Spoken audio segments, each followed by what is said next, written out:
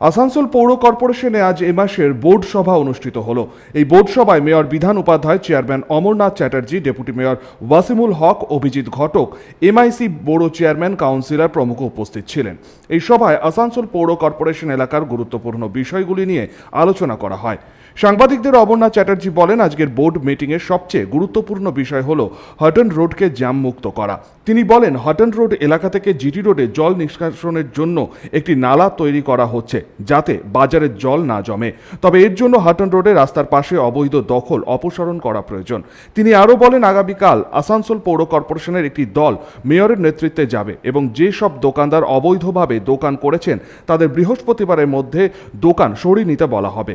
তিনি বলেন, যেসব দোকানদার সরিয়ে দেওয়া হবে তাদের জন্য বিকল্প ব্যবস্থাও করা হবে। তবে সবার আগে জ্যামের কারণে সৃষ্ট সমস্যা থেকে জনগণকে মুক্তি দিতে হবে। মেয়র সাহেব, অজিত ঘটক, ওয়াসিমুল হক, আমরা হটন রোডে মানুষের কাছে যাব। মানুষের কাছে গিয়ে আমরা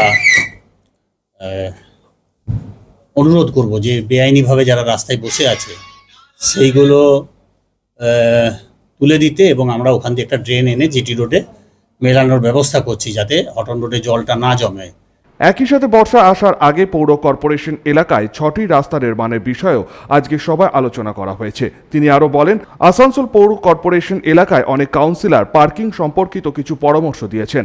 তিনি বলেন, আজকের সভায় পার্কিং নিয়েও আলোচনা হয়েছে যাতে আসানসোল পৌর কর্পোরেশনের আয় বৃদ্ধি করা যায়। আমরা যাতে বর্ষার পূর্বে করে দিতে পারি তার ব্যবস্থা আমরা করেছি। 6টা রাস্তা আমরা এরকম ধরেছি আমাদের কর্পোরেশনের।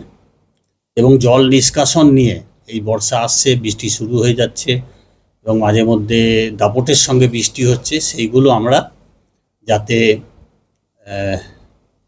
জল না জমে তার জন্য আমরা ব্যবস্থা করছি। মেয়র বিধান উপাধ্যায় বলেন, আসানসোল পৌর কর্পোরেশনের এলাকায় 6টি রাস্তা নির্মাণের জন্য টেন্ডার করা হয়েছে। এর পাশাপাশি ছোট রাস্তাগুলিও মেরামতি করা হবে। বৃষ্টিতে জলমগ্ন হওয়া এড়ানোর জন্য বিশেষ জোর দেওয়া হয়েছে। আমাকে কাউন্সিলরদের তরফ থেকে, বোর্ডের তরফ থেকে আমাকে কয়েকটা রাস্তা দেওয়া হয়েছিল, 15টার মতো রাস্তা দেওয়া হয়েছিল। প্রায় 6 কোটি টাকা ব্যয় সেই রাস্তাগুলোকে টেন্ডারের জন্য অলরেডি প্রসেস করে দেওয়া হয়েছে। সেই রাস্তাগুলো হবে। তাছাড়া যা যেখানে যেখানে ছোটো ছোটো রাস্তা আছে, যেহেতু বোর্ড মিটিং ছিল, বোর্ড মিটিংয়ে বিভিন্ন ধরনের ডেভেলপমেন্ট যা কাজ আছে বা যেগুলো হবে সেগুলো নিয়ে আলোচনা হয়েছে। আর যেহেতু গতকাল 1 ঘন্টা 45 মিনিট বৃষ্টিতে কিছু কিছু জায়গায় ড্রেনেজ সিস্টেমের সেগুলোকে দেখে নেওয়ার জন্য আমরা করেছি। পরিকল্পনা তো চলছে, যেমন অটোগুলোর জন্য আমরা একটা পার্কিং ছেড়ে দিচ্ছি।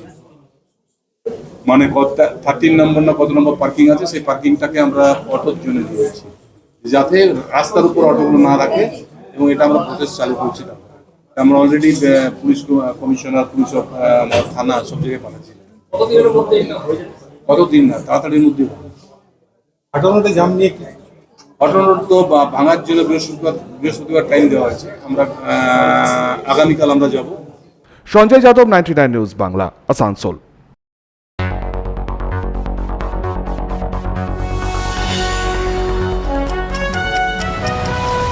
আপনারা দেখছেন 99 নিউজ বাংলা। বদলাবো আমরা।